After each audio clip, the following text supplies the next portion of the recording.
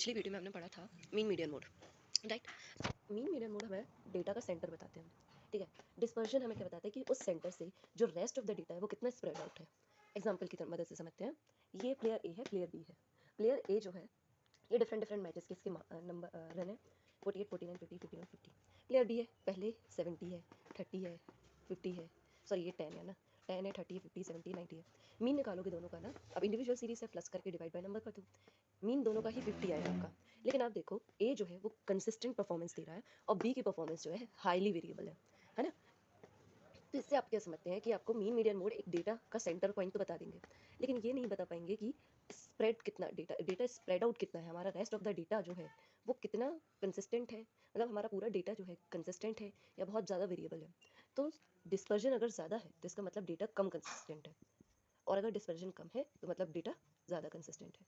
इसमें डिस्पर्जन देखो, मतलब अगर हम लेमन भाषा में समझें तो इसमें मीन का और इसका अगर आप फ़र्क देखोगे तो इसमें 2 1 0 1 0 इतना फ़र्क आया है।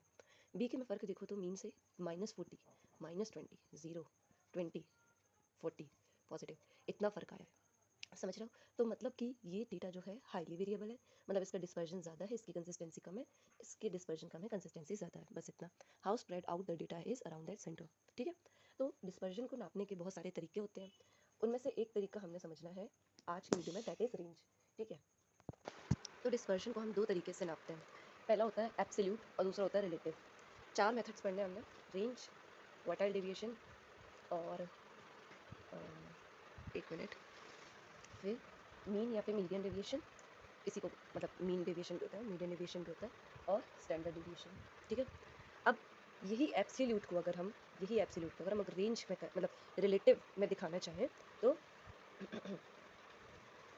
रेंज बन जाएगा coefficient of range, quartile deviation coefficient of quartile deviation, mean deviation या median deviation coefficient of mean या मीडियन डेविएशन, स्टैंडर्ड डेविएशन को हम बोलते हैं कोफिशिएंट ऑफ वेरिएशन, ठीक है। इसको बस थोड़ा सा ध्यान रखना। नाउ अब एब्सोल्यूट और रिलेटिव में फ़र्क क्या होता है ये समझो। अब देखो ये जो एब्सोल्यूट वैल्यू और रिलेटिव वैल्यू में फ़र्क क्या है। ये गोल्ड रिंग है, मान लो इसका प्राइस था 20,000 रुपये, कुरकुरे है, कुरकुरे का प्राइस था 10 रुपीज़, दोनों का प्राइस एब्सोल्यूटली 5-5 रुपये से बढ़ गया, ठीक है।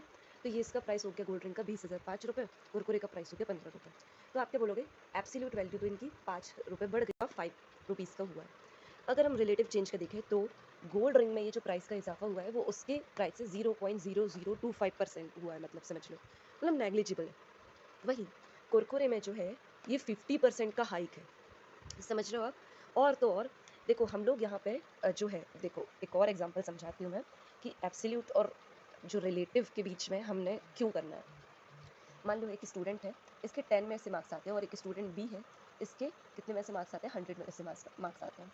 इसके आते हैं 7 8 1 5 4 2, ठीक है, ऐसे ऐसे, और 5 सब्जेक्ट में। नाउ स्टूडेंट बी है, स्टूडेंट बी के कितने कितने मार्क्स आ रहे हैं, 70 84 91 75 65 84, अगेन 84। चलो अगर अब देखो हम लोग जो पहली चीज़ पढ़ने वाले वो होती है रेंज, ठीक है। अभी मैं आपको स्नैपशॉट दे देती हूँ रेंज का। रेंज होता है largest value minus smallest value. अगर इसमें हमें रेंज निकालनी हो तो ये होगा largest value that is 8 minus smallest value that is 9। 7 का डिस्पर्जन है, ठीक है, 7 का फ़र्क है between the largest and the smallest value. Now student B का देखो आप, ये 91 है लार्जेस्ट वैल्यू और स्मॉलेस्ट वैल्यू 65 है। इसका डिस्पर्जन निकालोगे आप तो 91 माइनस 65 होता है आपका 26। इसका डिस्पर्जन 26 का है, इसका डिस्पर्जन 7 का है। तो आप बोलेंगे क्या कि इसका डिस्पर्जन ज़्यादा है, आप ऐसा मतलब इसका डिस्पर्जन कम है, इसका डिस्पर्जन ज़्यादा है। क्यों? क्योंकि अगर हम एब्सोल्यूट वैल्यू को देखें तो हाँ, इसकी एब्सोल्यूट वैल्यू ज़्यादा है, इसकी एब्सोल्यूट वैल्यू कम है। लेकिन आप स्केल भी तो देखो, 10 100, तो क्या हमें एब्सोल्यूट वैल्यू कंपेयर करने के लिए दे रही है? जी नहीं। हमने अब क्या करना पड़ेगा, रेंज को मतलब एब्सोल्यूट वैल्यू रेंज को कोफिशिएंट ऑफ रेंज बनाना पड़ेगा, मतलब रिलेटिव वैल्यू में बनाना पड़ेगा, तभी कोफिशिएंट ऑफ रेंज जो है हमारा अलाउ करेगा कंपैरिजन को, अलग अलग स्केल के कंपैरिजन को। अब आप समझ रहे हैं। अब जैसे अगर हम इसी को बनाएं तो इसी को 10 से मल्टीप्लाई कर लो, सिंपल बता रही हूँ अभी मैं, तो इसका डिस्पर्जन भी 70 का हो जाएगा। तो देखो 70 का स्प्रेड ऑफ डेटा और इसका 26 का स्प्रेड ऑफ डेटा। अब आप क्या बोलोगे, अभी आप कंपेयर भी कर पा रहे हो क्योंकि स्केल सेम हो गए, ठीक है। तो इसलिए हमने रिलेटिव वाले को ज़्यादा मतलब इंपॉर्टेंस दी जाती है, ठीक है। तो चलिए अब इससे तो आपको समझ में आ गया होगा रेंज कैसे निकालना है।